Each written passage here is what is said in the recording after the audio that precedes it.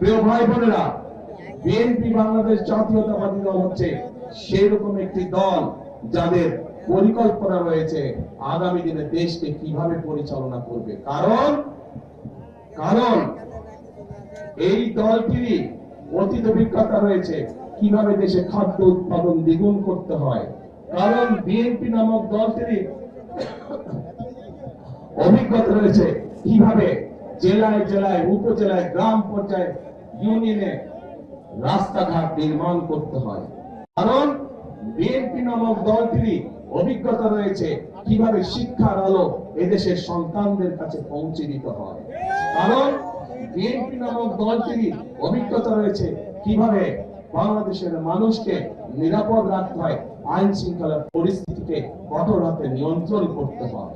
কারণ বিএনপি নামক দলটিরই অভিজ্ঞতা রয়েছে কিভাবে দুর্নীতির লাগাম টেনে ধরতে হয়।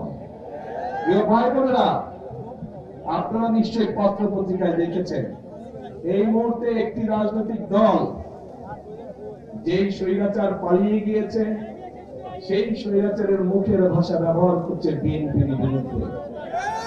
সেই স্বৈরাচার যেভাবে বলতো তাদেরই ভাষা ব্যবহার করছে। বিএনপি তাদের বক্তব্য যে দুর্নীতিতে বলে চ্যাম্পিয়ন ছিল। আমার প্রশ্ন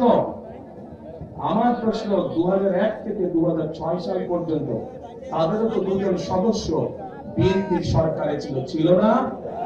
ছিল। বিএনপি যদি অতই খারাপ হয় তাহলে ওই দুই ব্যক্তি কেন পদত্যাগ করে চলে আসেনি? এই জন্য পদত্যাগ করে তারা আসেনি।